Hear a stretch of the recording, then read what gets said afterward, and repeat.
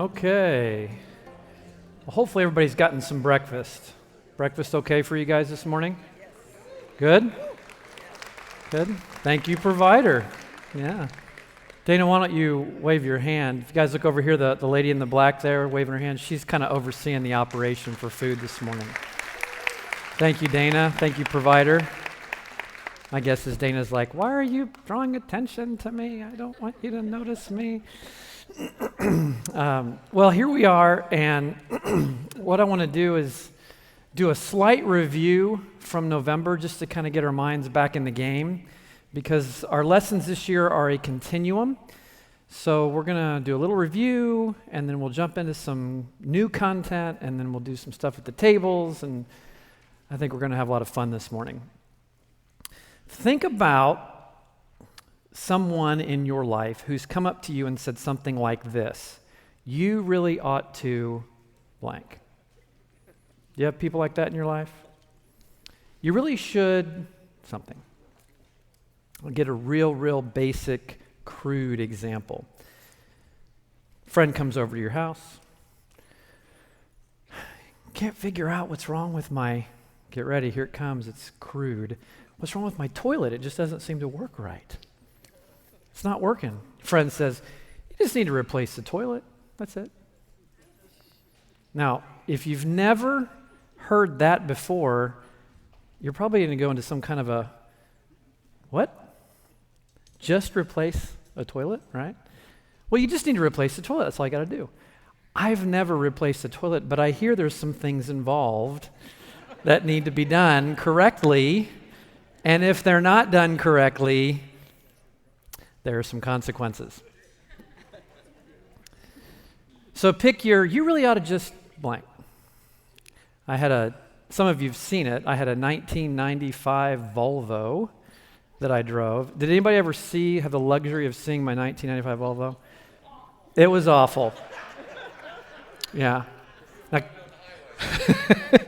Now, a year ago, I was sitting at a stoplight, and have you ever sat at a stoplight when you're waiting for the green light to go forward, but you're sitting next to the people who are waiting for the green light to go left? And you're not really paying attention to your green light, you're just waiting for traffic to start to move. You ever done that? A little over a year ago, I'm sitting at a stoplight, and traffic over here starts to move, and I'm in the zone, right? Just want to get home. And so I just let off the brake. I didn't actually hit the accelerator. I just let off the brake. It was on a slight incline, so I wasn't moving very fast. But I drove right up into the back end of a Toyota pickup truck. The Toyota pickup truck had a bumper that was at the height of my headlights and grill assembly, so I just kind of right up into it. And I had all kinds of friends saying, I'd just fix that. Well, it was a 1995 Volvo. It would have cost more to fix it than the car was worth. And I just said, I'll just tape it up. So I drove it for a year with tape. Pretty sure it was illegal. And all kinds of people making fun of me. I actually don't own that car anymore, but somebody's son in this room does. I won't say who, but the car lives on. So you get the idea. People come up to you and they have all kinds of great ideas, but they don't necessarily tell you how to do what they're telling you how to do. Just replace the toilet. Just get your car fixed. Well, what I want to do today is I want to make sure that from what we've been teaching you, you now have handles, tools, the how-to. So let's do this. Let's go back through. You guys remember the lesson, who were here. And if you can't see this, you might want to write this down on your paper. But we have 3 categories here we're working on. In November, we talked about inflow people, low or no flow people. We also talked about outflow people. I have 3 colored markers here. So for the inflow, we're going to use green because those are the people you want to go toward. Does anybody remember any of the flow people, the inflow people? Got a coach, good. That was one. And that was actually the first one. Any other inflows? Comrade, got that one. One more. Mentor is no. But I love you anyway, and I'm so glad you're in the room this morning. No, they all started with C. You guys remember that? It was coach, comrade, and colleague. Colleague.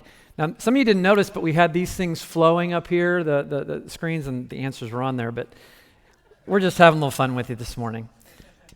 Okay, so, we have coaches, comrades, and colleagues. Coaches, comrades, and colleagues are those people in your life that can pour into you at some level. Coaches, comrades, and colleagues. Does anybody remember the low or the no flow people? That's the outflow, actually. We'll get there. Hold on to that one. It's close, yeah. These were the casuals. If you guys remember, these were the ones you go to dinner with them, you maybe go see a movie, they're fun at a party, but they're not necessarily pouring into you, and you're not necessarily pouring into them. So inflows are coaches, comrades, and colleagues. Low flows are casuals. They're kind of in yellow because they're not bad or good, they're just kind of there. But then we have the red, the zone, dun dun dun, right? Do you guys remember some of the outflow people? Somebody over here, was it Jolene? What did you say? Teenagers? Oh. Yes, contaminators.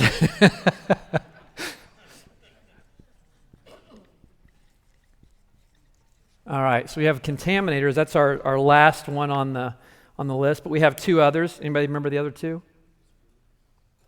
Starts with a C? That should narrow it down. What? Control? No. How about care receivers? Care receivers. Yeah, we have those too. We call them chronics, but yeah, critics are good.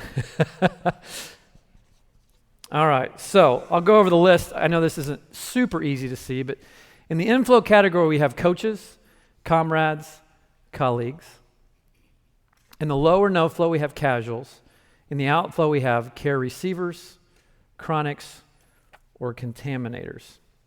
Now, what we want to focus in on today is the people in your life who can help flow into your life, give you the things you need, the energy, the focus, maybe the confidence. So we're not going to focus at all on the low flows or the no flows, and we're not going to focus on the outflows. Does anybody remember what we said about the outflows? They find you. Yeah. And for those of you who've been in our EGR class in Foundations and Leadership, which is now, by the way, called Leadership Essentials. It's updated for a new generation of leaders. But if you've been to the class and have heard about EGRs just know how to find you.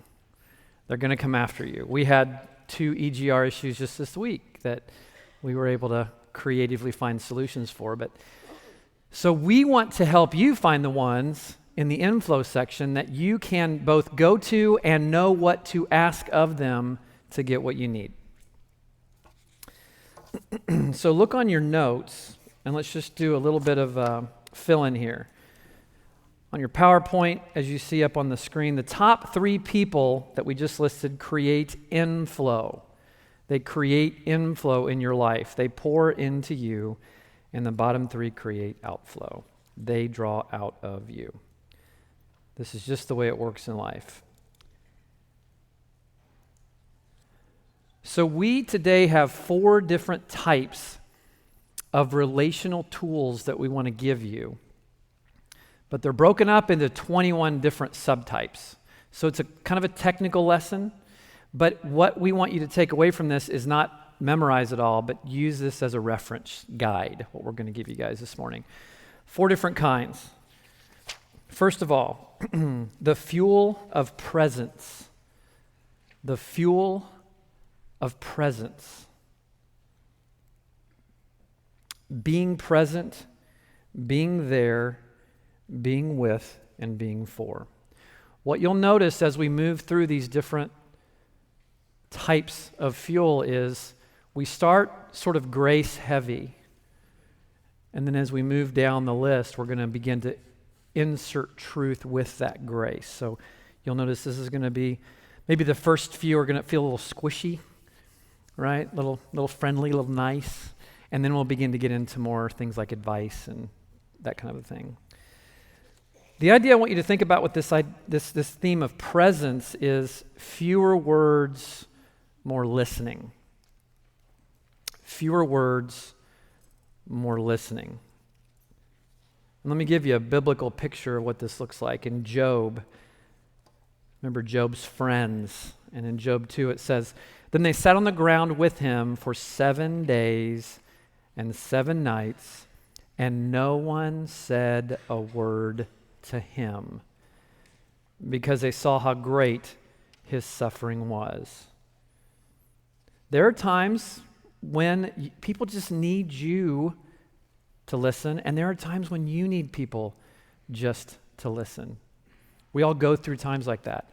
It's not always sad times. It could be times of overwhelming, times of frustration, times of anger, but there are times when we need to go and ask people just to give us some space to process, not to fix. There's 6 different ways that we can do this. The first is acceptance. Acceptance. Connect with the real me with no judgment as I have failed or struggled and am condemning myself internally. And the Bible says this in Romans, while we were still sinners, Christ died for us. He accepted us as is. He didn't wait around to get to the fix-it part. He just said, I'll take care of it. Let me take care of this. Let me absorb this for you. So we're going to have under each of these the voice of that need. I'm going to give you an example, but you may think of an example. So this is your opportunity to either write down my example or write down your own. But the voice of the acceptance need would go something like this. I feel like a terrible dad. I'm so tired, and all I seem to do is yell at my kids. I need to know that you aren't judging me like I'm judging myself right now. That would be something you could go to somebody and ask for. Hey, can I just kind of tell you, life's kind of hard right now. And I really don't need to fix it yet. I just need to kind of get my head around this, process it. So we've got acceptance. Secondly, we have containment. This is one of my personal favorites. You can put somewhere next to this one, vent. You guys ever heard the term vent? I just need to vent. Yeah? My wife and her sister, they live in different states, but they call each other on any given day based on whose child is the worst. And they just vent. And I'm so glad I'm not there for that. But the idea is I can't make sense of this all. I don't have the math figured out yet on my life, but I just need to emotionally get this out of my system. You guys ever vented? The key for a leader is this: you need to vent before the venting demands it of you. You ever been there? Builds up, builds up, builds up, and then at the wrong place with the wrong person at the wrong time, you blow up. Containment is when you go to somebody you trust, you can tell you're building up, you vent it out, and then it doesn't go in the wrong place. Containment. What's the voice of this? I just need you to be here for me and let me download how bothered I was. Could have been a confrontation at work. Could have been a rough conversation at home. Could have been a challenge in ministry. Containment. Empathy. Empathy. Let me know you feel what I am feeling. Let me read this passage here, 2 Corinthians chapter 1. This is kind of what Paul was talking about in this passage. Praise be to the God and Father of our Lord Jesus Christ, the Father of compassion and the God of all comfort, who comforts us in all troubles. And he answers a why question next, so that we can comfort those in trouble with the comfort we ourselves have received from God. For just as the sufferings of Christ flow over into our lives, so also through Christ our comfort overflows. If we are distressed, it is for your comfort and salvation. If we are comforted, it is for your comfort, which produces in you patient endurance of the same sufferings we suffer. Empathy is just saying, I get it. I get it. So you might ask somebody, hey, could you give me some empathy? All I need to hear from you is, I've been there. I know exactly what you're going through. So yeah, when times in marriage may be tense, which happens, you may have a friend who's also married, and you go to that friend and you say, look, I just need you to let me know I'm not alone in this. That you've been there, that you get it, that at some level you're in that space with me. So here's something we want to make sure you get from this empathy thing. Look on your notes there, it says, really important. Advice comes after empathy. Advice comes after empathy. Maybe way after. And then only when they let you know they are ready for it. So your job, if you're going to somebody to get empathy, is say, hey, I need this. I'm not quite ready to figure it out. I'll let you know if I am or when I am. The voice of this need might be, I was pretty discouraged today. I'd like for you to show that you understand how I'm feeling without advice or encouragement. Number 4 is validation. Validation. Let me know my feelings are significant and not to be dismissed or minimized.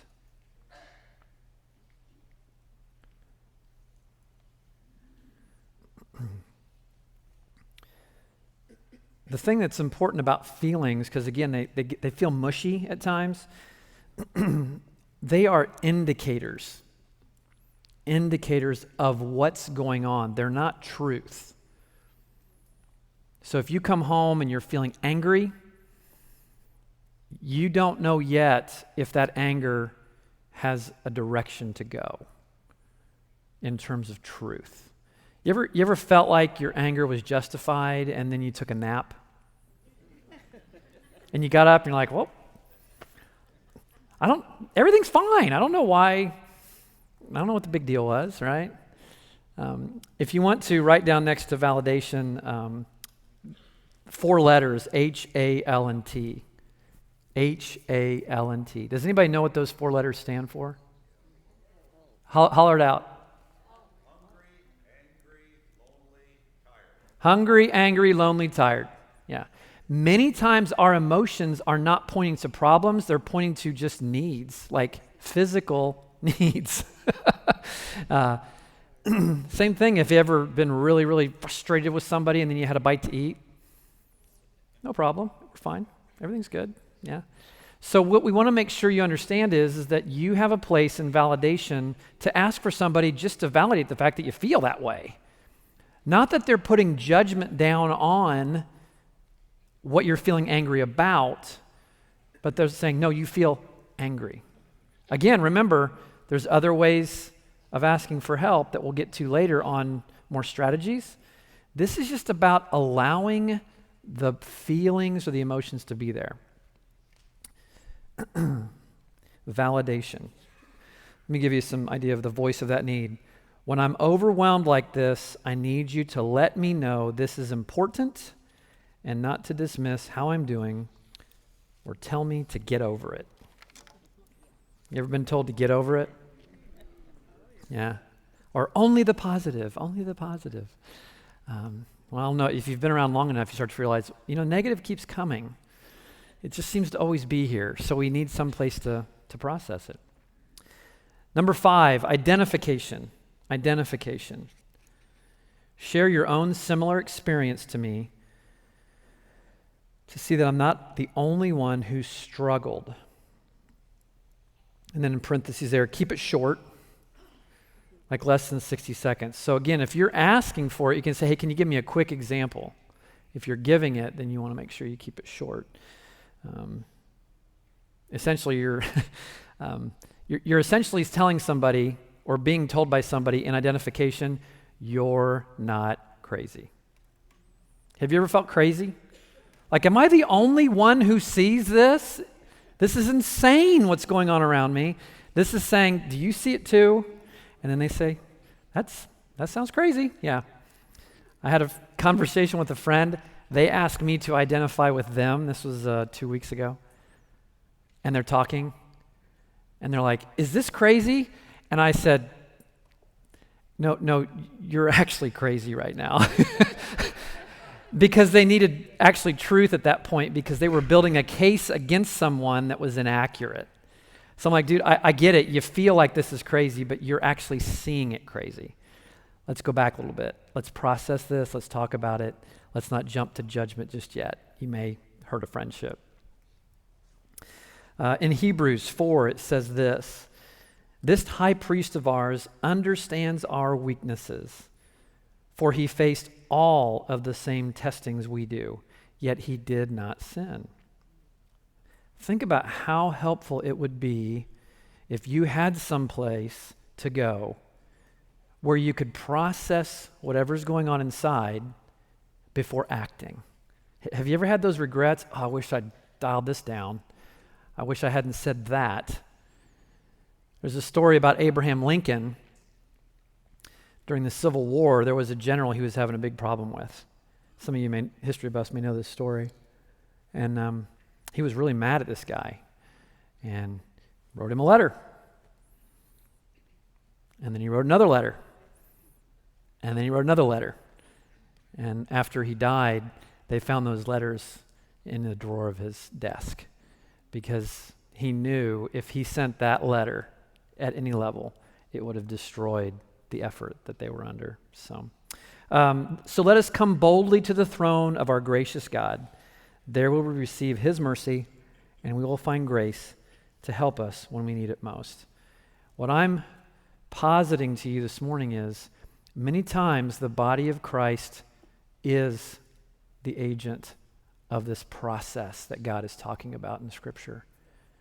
Bonding together with those who are trusted. Remember, your leaders. You need to find trusted individuals who can help you metabolize this level of life. John Townsend, author and speaker, he says, no, Mein Kampf. Who knows what Mein Kampf means? My battle. Literal translation to English is my fight. You guys know who Adolf Hitler was. 1925, he wrote Mein Kampf, which was an unprocessed emotional tantrum about how he was going to take Germany in a direction that we all know he took it. Imagine if he had had a friend and not a book. He just processed it all down in a book, and then he went out and acted on it. Mein Kampf, my personal, alone, isolated struggle. The other way we want you to think today is unser Kampf. Who knows what that means? Our fight. So the idea with this, with leaders, is you're banding together trusted comrades, these top 3, coaches, comrades, colleagues. You're finding them, you're inviting them in, and you're beginning to process life at a higher level so that then you can go out and lead at a higher level. What's the voice of this need? Identification. Give me an example of when you also haven't led your small group well. I have done that. I'm guessing some of you have done that. I want to feel more normal. So if I know you've kind of messed up a little bit, then I'll know it's okay that I've messed up a little bit. Identification. Number 6, Comfort. Comfort. Be with me when I have to grieve a loss. Be with me when I have to grieve a loss.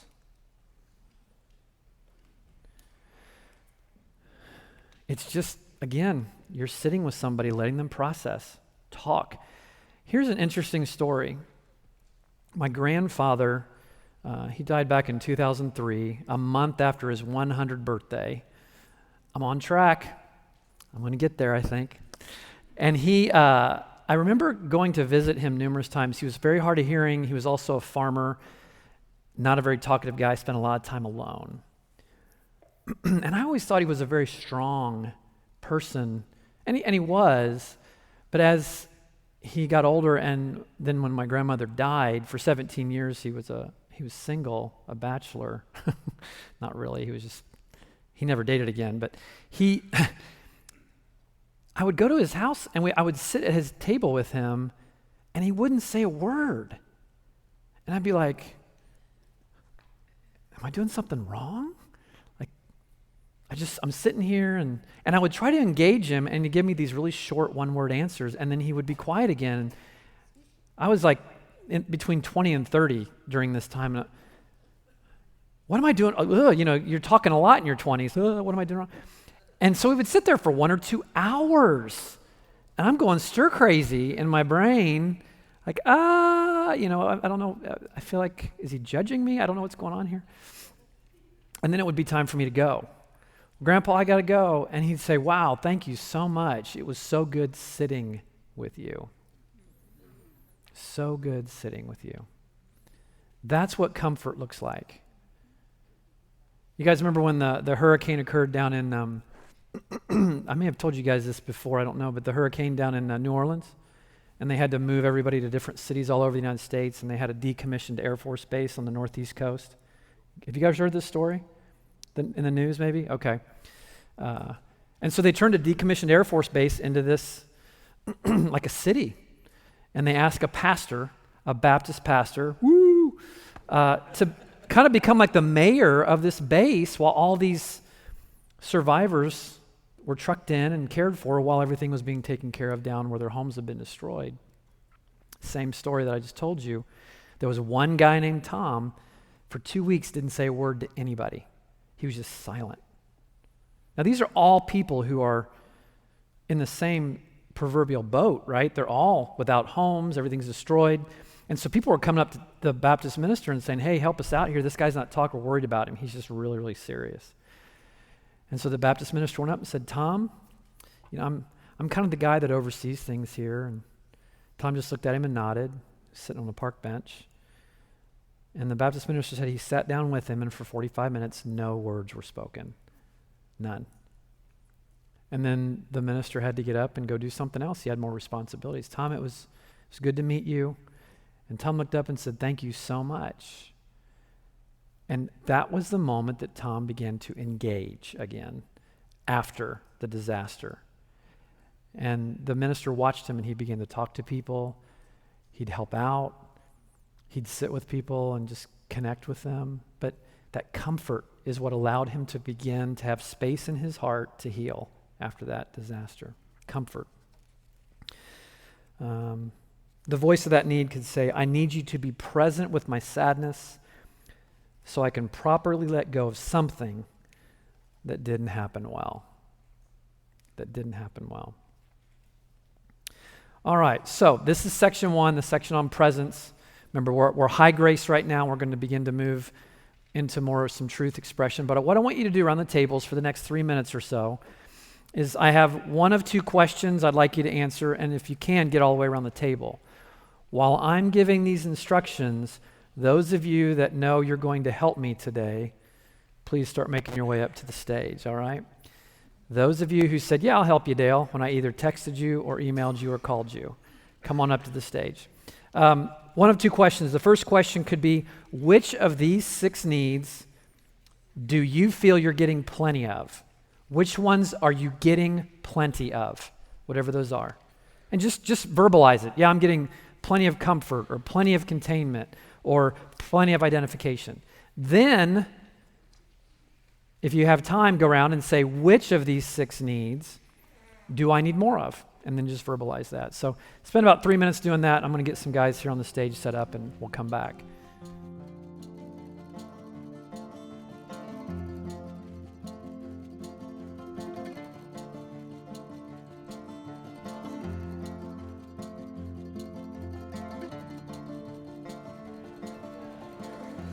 All right, so we're back. We have some volunteers. Yeah?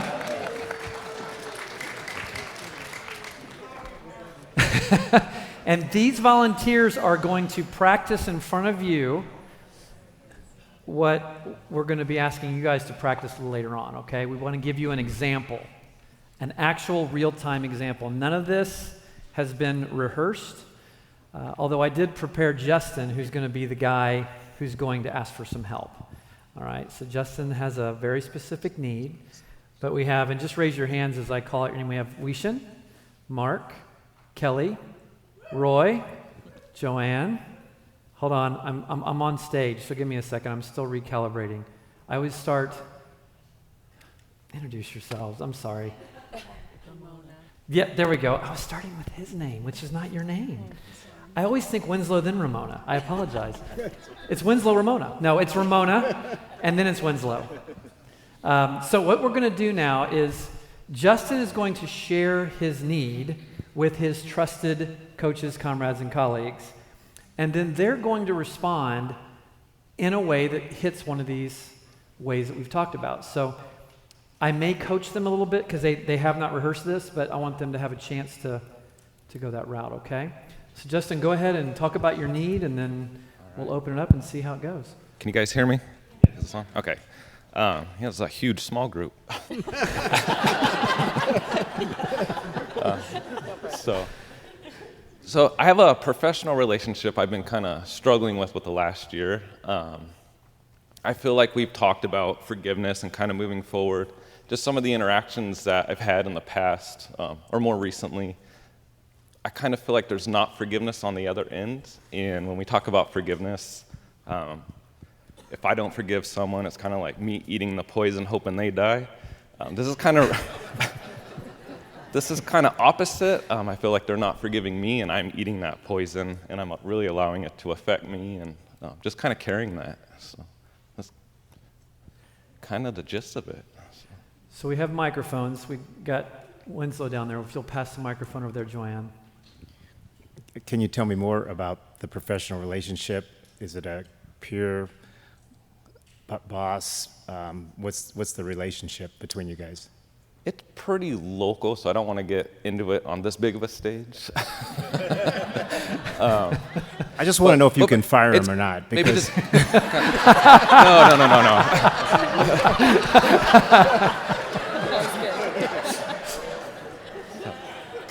So I don't have that power. Okay. Thank you, though. Joanne? So Justin, is he your boss? No. No, so he's a peer. Right. Okay. So. Okay. So one of the hardest things when we're trying to forgive somebody is we give it to the Lord and we take it back all the time. Mm-hmm. So our relationship is with God first. And, all we could do is sometimes by not speaking, we show the love of Christ through this. So you beat yourself up a lot, so you just need to give it back to God, and if it takes 2 or 3 times, do that again. So quit beating yourself up. Okay. Thank you. Now I'm going to give you a little bit more exact language on that, Roy, because what I'm hearing you describe to Justin is, this sounds hard. So just look at Justin and say that. Yeah, Justin, this is really hard. I have a son that we battle with. Try to encourage him, and he's just not going down the road we would like to see him go. But this is something that he's got to do, and as being a parent, it's very hard to let him go down that road, and we have to pull ourselves away from that and let him face that. And this is what it sounds like for you, Justin, that you try to pull away again and let him face the consequences of what's going on here. Very cool. Thank you.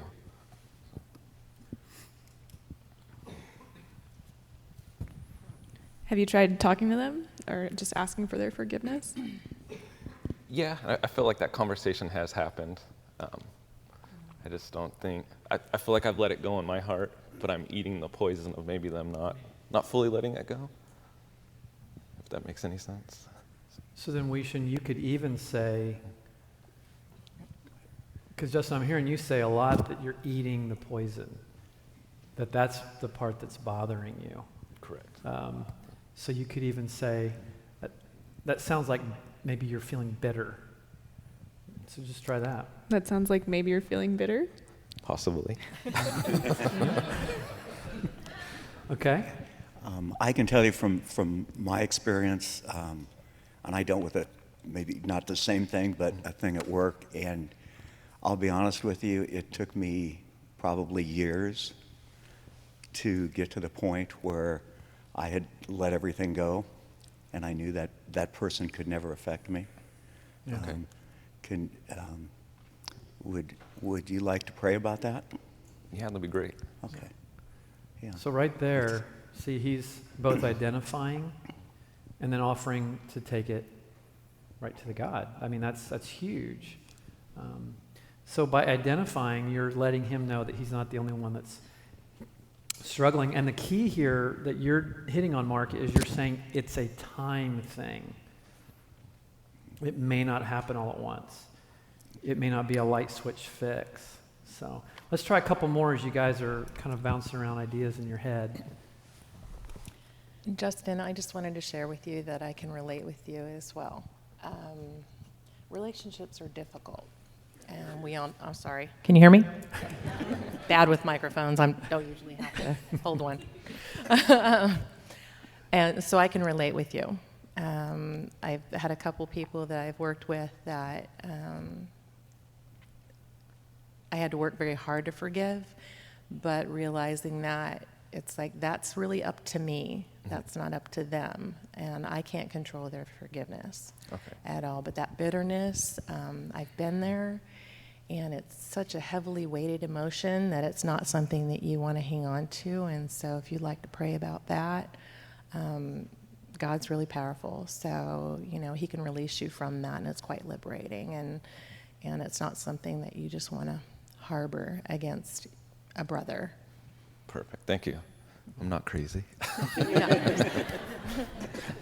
Well, Justin, I can empathize with you also. I've had a situation with a family member for several years, and one thing I've noticed what I do is I give it to the Lord and I try to forgive, and then I keep reliving it in my head, and so I become bitter again.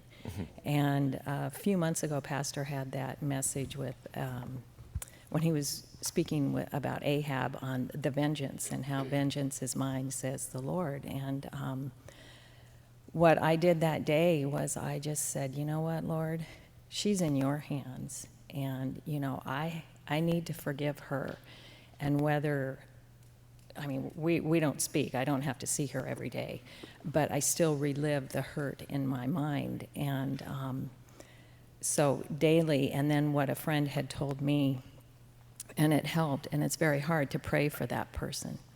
And so she said, for 2 weeks, I just want you to pray for her every day. And sometimes it's, Lord, I don't want to pray for her, but you've asked me to pray for her. And, that helped also. And so. That's huge. That was a light bulb. Thank you. So some clarity just came, like what you're saying. So one of the things that Justin said that I want to key on, and then we'll be all done here, but is he's, how'd you say, you're eating the poison, or? Yeah, from someone else's unforgiveness. Yeah. So you're trying to kill them by eating the poison yourself. The one thing about poison is it has to be drawn out. So again, the time element. So I want one of you to volunteer here in just a second, just to say, Justin, hey, if you need to bring this up again, that's okay. That's welcome here, because it may take time to draw that bitterness or that poison out. So somebody who's a brave soul, say something like that to Justin for me. or be volunteered, yeah. Justin, I have been there, and I know it doesn't feel good when someone doesn't forgive you, especially when you're trying your best to forgive them. Why don't we spend some time together and come up with a real game plan to get through this together? Would that be okay? Yeah, that'd be perfect. Okay, awesome. I'm looking We're forward moving to the it. process now. Good deal. Yeah. Hey, stay up here for just a second, but let's give them a round of applause. 'Cause all they heard from me was, hey, can you help me out? And they're like, okay. So this is what it was. Hey, before they go down, I just want to take a quick 5-minute break, restroom break or whatever. Restrooms are out this door to the right. If you need to use the restroom, get more coffee. If there's any more food you want to munch on. In 5 minutes, we'll be right back, and we'll work through the lesson. All right. Thank you, guys. Thank you so much. I appreciate it.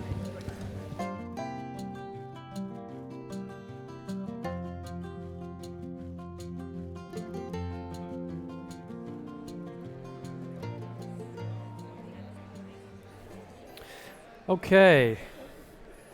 You can keep coming in and sitting down. I'm going to go ahead and go to the next section. As I'm doing that, I want you around the table. We're going to ask for a volunteer after this next section at the table to do just what Justin did. And then I'd like the rest of the group around the table to give their effort to trying to help this process with your volunteers. So if you are a person that has something that you're kind of workshopping, be thinking about how you might be able to ask for what you need. All right. Letter B, the fuel of goodness. The fuel of goodness. Goodness is convey the good, speak words that dispense grace. So we were at presence before. Sometimes you need words, sometimes you don't. This is saying, no, now give me some words, okay? First one is affirmation. Point out something good in me that required effort. Point out something good in me that required effort. You worked really hard on that. I'm trying to be a good father, and I'm listening to a book now, and the author said that they have now shown that outcome praise long-term is not as effective as process praise. So what that means is when your child, my child, as I'm learning, as your child is working on something, you praise the effort. And you still can praise the outcome, but they're saying, hey, praise that effort because you can't always control outcomes. And so this is saying, hey, you're putting in the work. You're putting in the effort. But this is not necessarily about character. It's just saying, hey, you're putting in the work. You're doing what you need to do to bear good fruit. What would be the voice?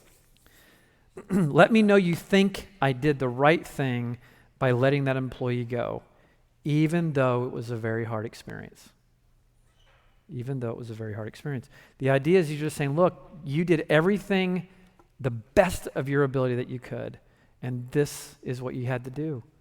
Good job. It was hard, but good job. So you can pick from your own life what kind of a scenario that might be. Affirmation. Second, encouragement. Convey that you believe in me to continue on. Convey that you believe in me to continue on. Encouragement literally means to put courage into.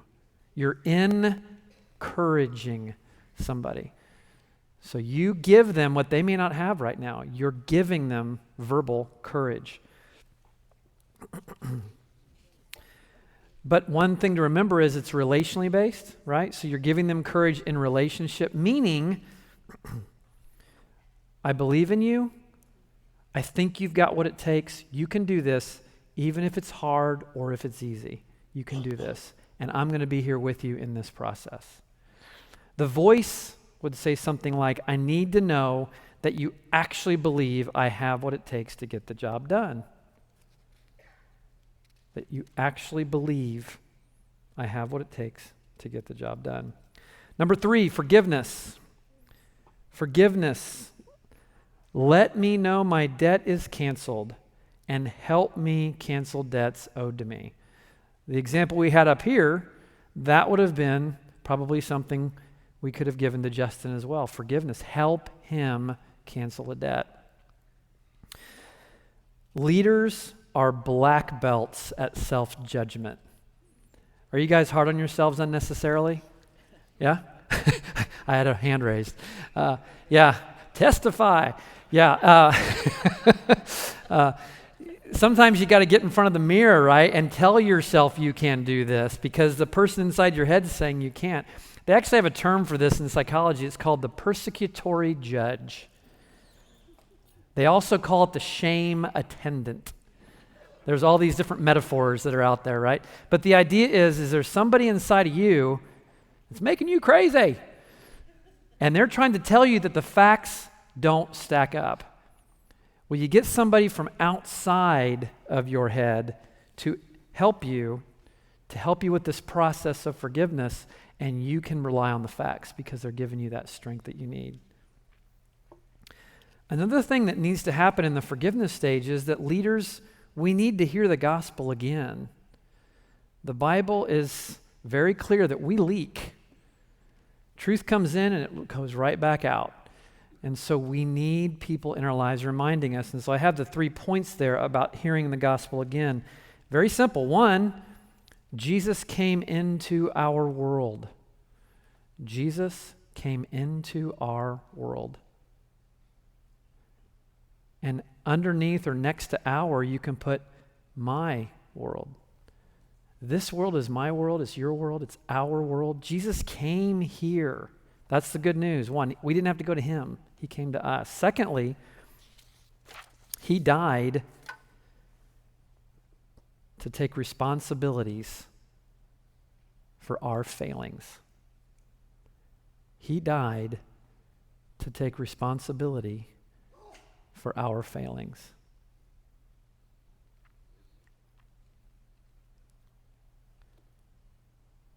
And third, we get his righteousness. We get his righteousness. The gospel is Jesus came to our world, which is my world. Secondly, he died to take responsibility for my failings. And he now gives me his righteousness. I don't know if you've had this experience. Maybe you have. It's amazing how sometimes we park the good news of the gospel at conversion, and then we assume forward. Sometimes a person struggling to forgive needs to be reminded they are forgiven. Have you ever had that experience? And all of a sudden you're like, oh, then I can forgive this guy, but I have been living thinking I have to handle this. I have to forgive him with just sheer effort. And what forgiveness does is it takes all that extra burden off of us. And then we put it right back on. But in the moment, we get to take it off for a few minutes. We can forgive that person. And so as we are reminded of the gospel again and again, we are actually given space in our hearts to forgive others. The voice would be something like, help me not stay angry at my wife for overspending our budget again. I'm not thinking of anybody in particular. There's no specific example here. But you guys know that I'm not sure if it's the top. It may be one of the top 2. Some of you guys may know this, but finances is one of the biggest reasons for divorce. So if you can get in there and begin to forgive again, guess what? You're saving somebody's marriage or your marriage. You could be saving your marriage by asking for help. Number 4, celebration. Acknowledge the success in my life with me. Celebration. Acknowledge a success in my life with me. Get a little silly, lose a little dignity, dance like David danced. Sometimes you just need to have a little fun. And sometimes people need to know that you're having fun with what they've accomplished or experienced. It's so important that we have people to celebrate with us. You can't celebrate in a vacuum, guys. It doesn't work. And so if you have somebody else who says, that's great, I am so proud of you. What an awesome thing that just happened. What a great thing that has just come into your life. It fills our ability to celebrate at a higher level. The voice there would be, I need to know you're as excited as I am about this breakthrough. I need to know you're as excited as I am. about this breakthrough. And number 5, prayer. Ask God to connect with me and help me.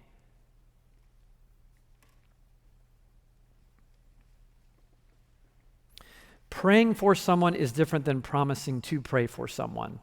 Just know there's a difference. There's a time to pray when people aren't there, but if you're feeling like, I really want to do something, do it then if you can, right then. The voice of this might be, I need prayer for courage and wisdom to have a tough talk with someone. I need prayer for courage and wisdom to have a tough talk with someone. Okay, so now we're going to spend just a few minutes with you guys at the table, quickly figure out a volunteer. We've only got about 3 or 4 minutes to do this, but we want to workshop this. So you can go all the way back to the first 6 in presence. You can pick a need there, or you can pick a need here in goodness. And so quickly have a volunteer say, I have a need, and then the key is going to be this, that the person voices their need, and that you then share that need in the way of response, but look them in the eyes, and I know it may feel a little goofy, but look them in the eyes as best you can. If you get embarrassed, chuckle, and start practicing what it means to receive and give these kind of messages. So volunteers, share your need, and then 3 or 4 minutes we'll come back.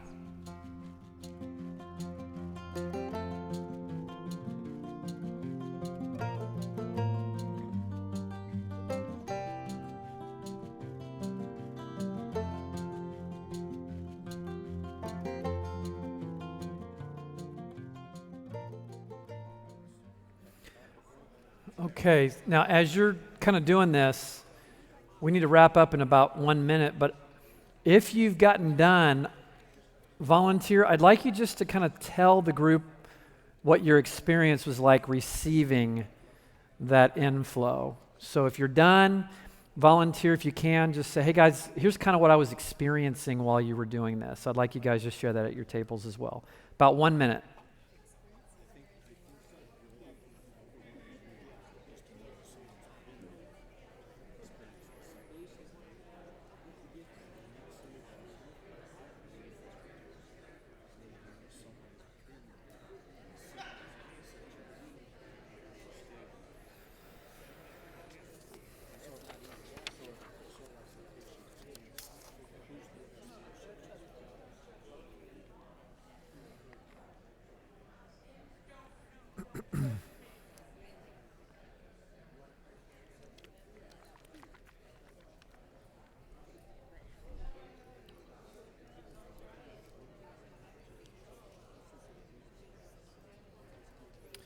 Okay, we'll start dialing it down again.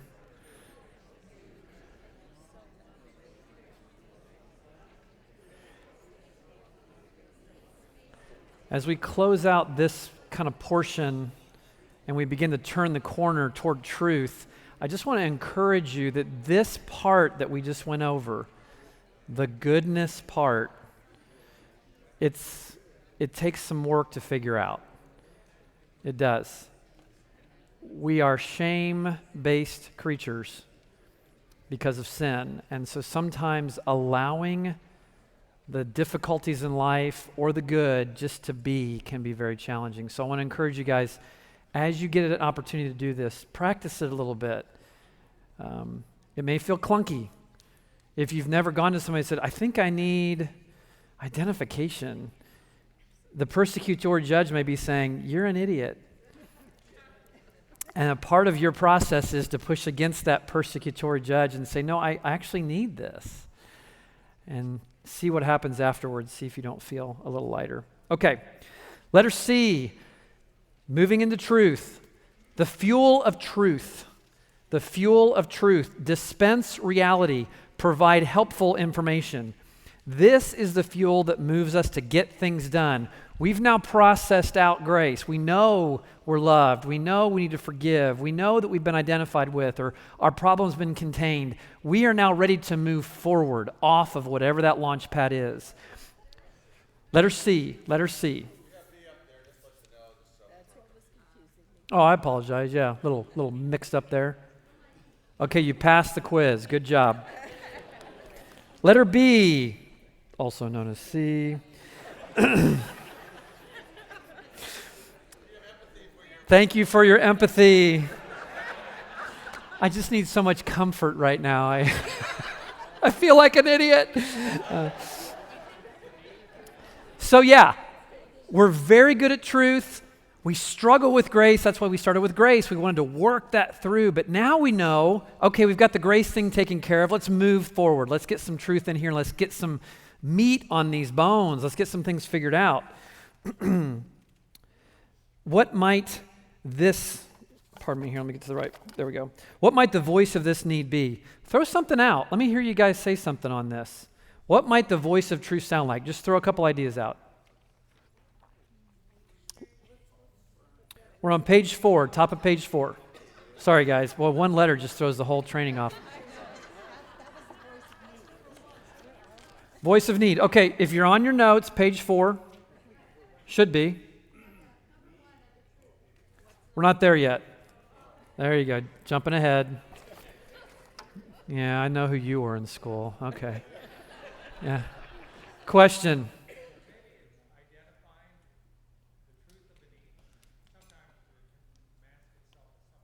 Yeah, yeah.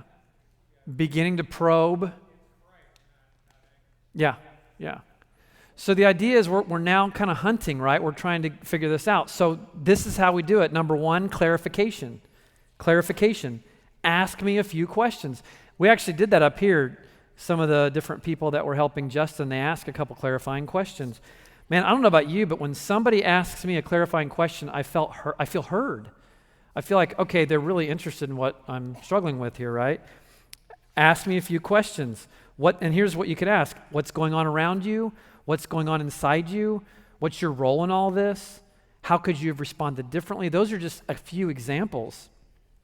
The point is to help someone see clearly. You're helping them kind of pull their own blinders off and look around.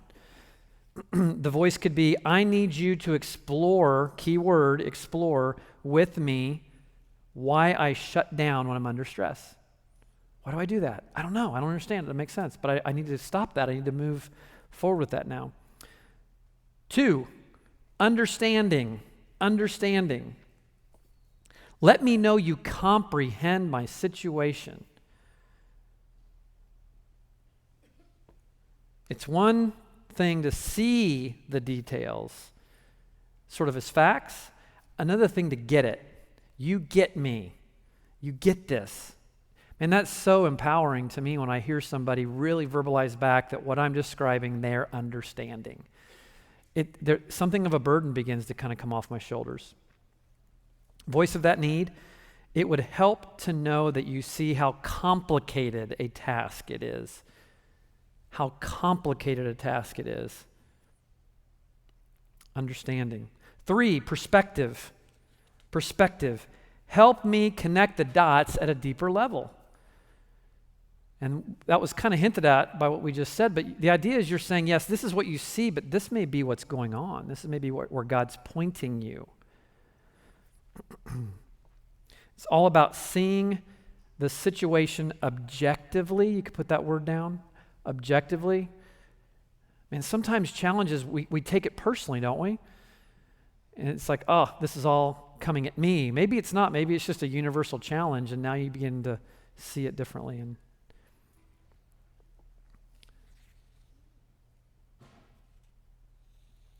the voice of this need would be, what is it about me that I don't see? What is it about me that I don't see? What is it about me, I'll use Justin's example up here, that makes me bitter when that guy doesn't do what he's supposed to do? Instead of saying what's his problem, what don't I see? As a broken, forgiven child of Christ, what part of my brokenness am I not paying attention to? Help me see that. Give me some clarity on that.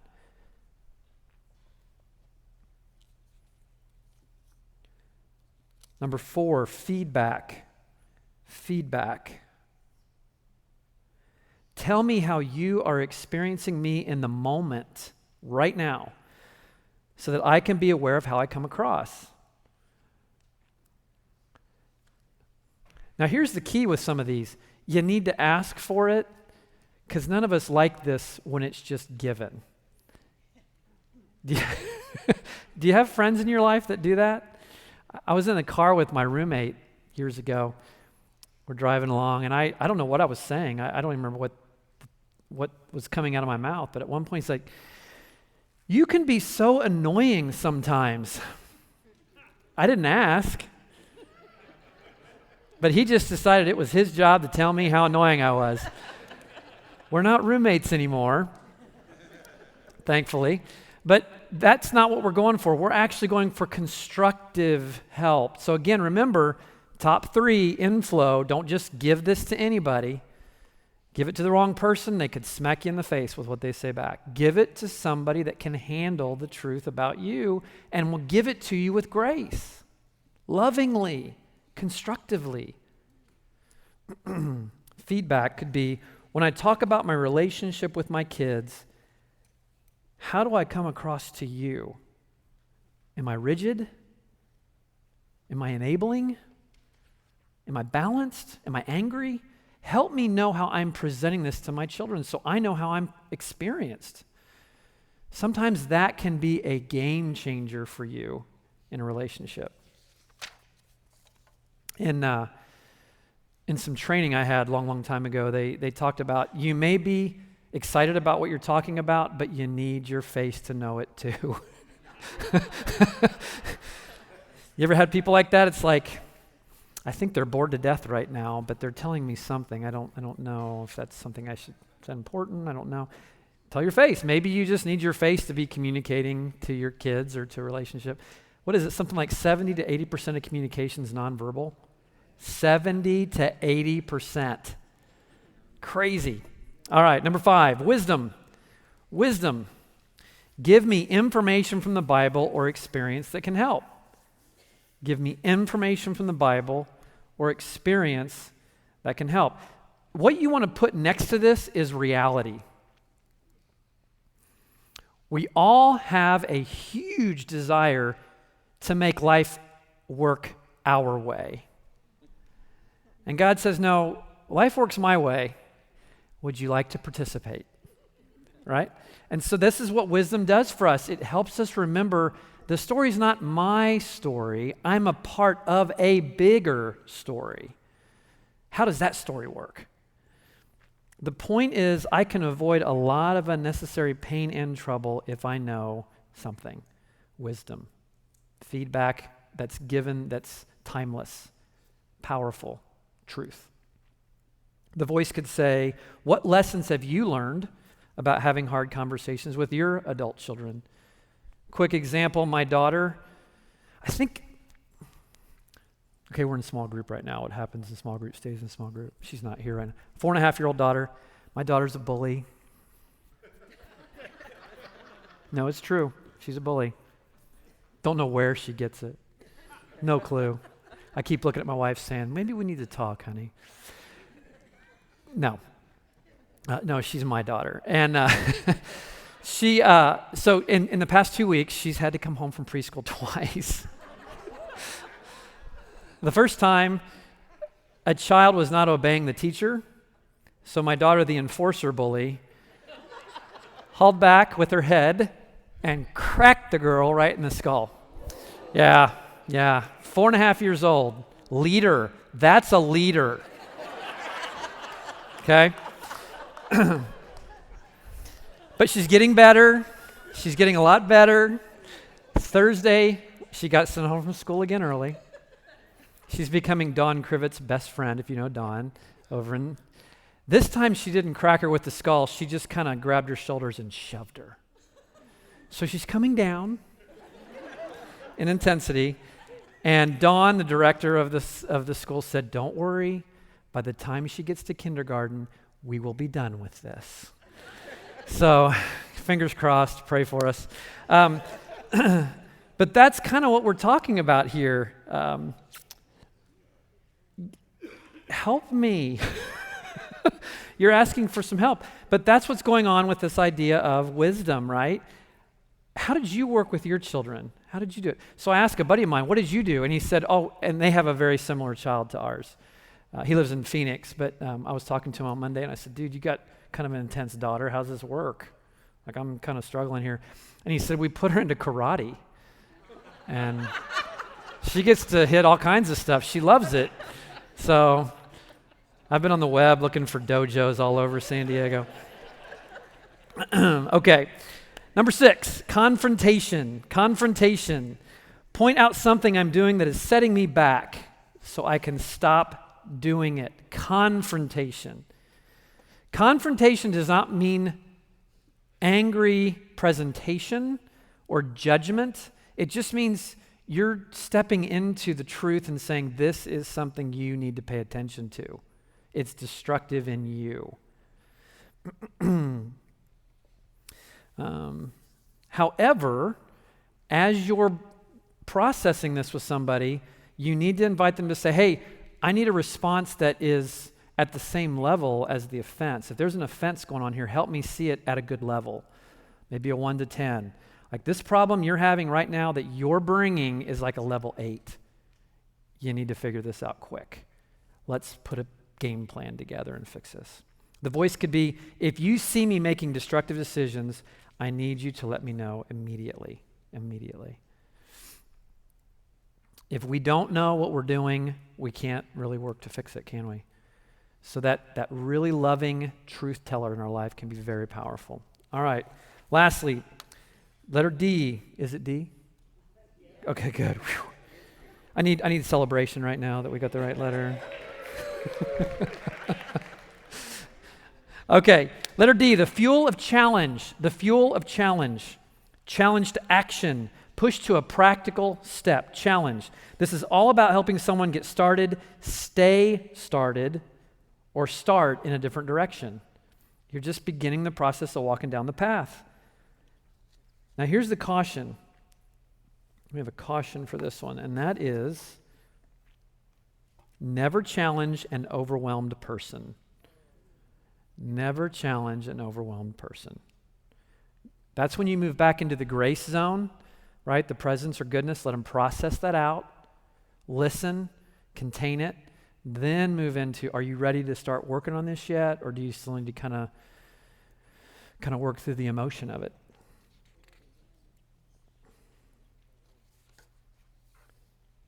One, advice. Recommend some constructive action to help me change and grow. Advice. Recommend constructive action. The voice would be, what do you think I should do first to get started on my debt problem? What would you do if you were me? That'd be an example. What would you do if you were me? Or what do you think I can do? Number 2, structure. Structure. Help me establish an effective path. Help me establish an effective path. Here's where you think like point A, point B, point C. You're actually making some kind of an outline of steps. The voice of this need would be, I know where I need to go, I just don't know how to get there. Remember at the beginning, just change that toilet out. This is the directions. Or if you've ever built anything from IKEA, think IKEA directions, right? Like 5,000 steps to build like an ottoman or something. It's crazy how many screws and bolts and nuts they give you. Yeah, and what size. Number 3, exhortation. Will you help me move beyond my comfort zone to higher levels of performance? This is why all this is so crucial for you leaders. You don't grow yourselves.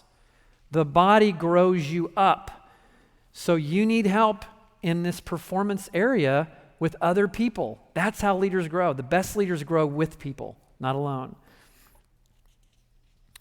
The voice of this need would be, I need you to challenge me to take more risks in my work, in my family, in my ministry. Help me know how to do this at a higher level and help me know it's okay to take risks. And 4, lastly, altruism. Altruism. Help me serve and give back to others what I have received. And I want to define altruism here on your sheet. Altruism is selfless and maybe costly acts done for the sake of others. I'll say that again. selfless and maybe costly acts done for the sake of others. Selfless and maybe costly acts done for the sake of others. And they now show, this is actually proven out there in research world, that the idea of doing altruistic acts is actually an antidepressant. That if you're serving, depression, if it's happening, whatever, if you're in that space, it actually begins to either abate or go away completely. There's something about being altruistic that helps people. So that's a part of the advice giving time that you may want to give. Look, you're really down. Maybe we need to get you out somewhere and just kind of start rubbing shoulders with people with need, you know? Voice of that need, I'm going to feed the homeless downtown next Saturday. Will you go with me? Yeah. Reaching out, taking that risk. Okay. So quickly, what I want to do is I want to just kind of close this out a little bit by filling up with your top 3 people. I just want to challenge you a couple ways with the filling up with your top 3 people. And the first thing I want to tell you is in Oregon, I don't know if you guys even care, but I just found out in Oregon, you have to pump your own fuel now everywhere. It's a law. Did you guys hear this? What's that? Has it been forever? Well, I just found out. It's new to me. It's new? Okay. Because in Oregon, it's so normal. It was all full serve, and now it's gone. Okay, self-serve. So that's a metaphor, right? It's now a law in Oregon. You have to pump your own gas. And the idea with this is that's how this works. You now need to pump your own relational leadership gas. One of the challenges with being, I don't know if it's a cultural thing, if it's a church thing, but I don't know about you guys, it was never modeled for me to go out and get what I needed in the way of relationships. Maybe it was for some or a lot of you, I don't know. But I was always kind of modeled, like figure it out on your own, pull yourself up by your own bootstraps, it's kind of all on you. Remember farmers, they kind of do everything on their own. I was never taught to ask for help. I've had to learn that over my adult life. But here's the hard truth. This is that second piece. The hard truth is this. It's still on you to get the stuff inside you. It's on you. So make sure you begin to own this if you don't. People don't know what you need if you don't tell them. They can't sort of figure it out on their own, right? You've got to ask. But again, those that you can trust, those that will inflow. Caution, caution, caution. Do not go to outflow people for your needs. Do not go to outflow people for what you need. All right. So here's the 4 pieces of it. One is identify your need. Identify your need. That may be what you go to them for. I need you to help me figure out what my need is. I don't even know what my need is. That's how overwhelming whatever's going on is. I need your help to figure out the need. Get clarity and keep working that out until you begin to get some idea of what your need is. That could be step 1 with your inflow person. Secondly, ask for the need. Ask for the need. I had Justin ask people for what he needed. Ask. You clarify it, then you ask. Even if it feels embarrassing or that shame attendant just is beating you up, still. And that could be your need. Oh man, I'm really feeling like ashamed that I need this. Can you tell me I'm not crazy, right? Letter C, receive the good. Receive the good. Don't devalue or deflect. Has somebody ever told you something really good about you and you're like, thank you so much, and then you walked away and was like, nah, that's not, no. They don't really know how bad I am, right? This is a part of the spiritual battle that Paul talks about. The principalities that are out there. The principalities of sin are always working against reality. They're always trying to convince you that you really are as crazy as you think you are. So you have to begin to go to trusted people and then trust what they're saying about you, that it's believable. Receive the good. And lastly, use it. Use this fuel to be healthy and replenished then push on toward your mission. Push on toward your mission. And then, Tyler, let's jump to the grid, if you will, please. There it is. And you guys have this grid on your sheet, right? This helps you understand kind of where you need to be if you're asking for help, or where you need to be if others need help. Guys, you can get this as a need for yourself, or you can dispense this in your groups or in your family. You can begin to play with this. This is what Jesus did. Think woman at the well. Think about the lepers. Think about the pool of Siloam. Think about all these different things he did. He always moved grace to truth. Remember, he would even ask people, what is it you want me to do for you? He wanted them to ask, because that's the way God has designed it.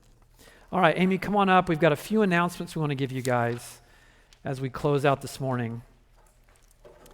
But I encourage you guys to try this out. And if you do try it out and you want to share, I'd love to hear from you what you've experienced. But just a couple announcements and then we'll be done. The first thing I want to make sure you guys know about is, you know, your best friend in life as a small group leader is the database called Arena. Don't you guys just all love Arena? Yeah, liar. We don't like Arena. You don't like Arena. We know that. So the good news is we're getting a new platform. All right? We're in the process as a church of moving away from Arena, that old database where you did your attendance, and we're going to find something that's more very much point and click, point and click, point and click. Very simple. In fact, they're telling us there's even an app you can put on your phone and you can do your attendance from your phone. All right? So the rollout is next month internally, and then we will keep you guys kind of updated as to when we're going to do a training here for you guys. But apparently it's going to be very, very, very simple. So think like Facebook simple, right? But we'll let you know when that time comes. Amy, go ahead and do yours. So we appreciate you guys. We love you so much. Thank you for being here today. And we really hope that you'll be here for the Leader Appreciation event. That's going to be Thursday, May 17th. So it is a Thursday night, and I know that there are some of you that have Thursday night groups. We're really encouraging you to find a way to be here because we just want to love on you. Dale has a couple ideas. We're not trying to be like jerks Thursday night people. We're really not. It's just resource reality. This is used sometimes 7 nights a week. So we're using the one that we know we can get. And so we're just encouraging you either take the night off with the group if they want to take the night off, encourage them to go out and do something fun. If you have a co-leader or somebody in the wings that's coming up, have them lead the group. But if you're just like, I can't make it, then send your co-leader. But we want representation from your group. We prefer the leader be here, but we understand sometimes that's not reality. But we want you to know we really want you here, and we're not going to ding you guys if you don't have a small group one night. All right? And actually, your co-leaders will be invited too, so True. It might be a good night to send them to the new movie. The Apostle Paul, I think, is coming out in March, so I don't know, might be a good night. So our official small group season ends June 17th. And then, Tyler, if you can put up the last screen. We just wanted to let you guys know that there are resources online. I'm sure you all know about it, but there are a few new leaders here. So if you go to shadowmountain.org and then go to small groups, towards the top, you'll see Leader Central. If you hover over that, a drop-down box will come down, and there's resources. So under that resources tab, there are printable resources, there's online links, and the talks that Dale has done this year are there too. So as soon as we get this one on video and uploaded, then it'll be there as well. Okay? So thanks for coming, everyone. All right.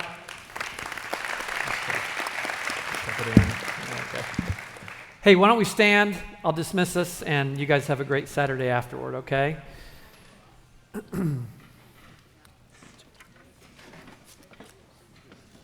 Dear Heavenly Father, thank you that you have shown us what it means to lead well in your kingdom.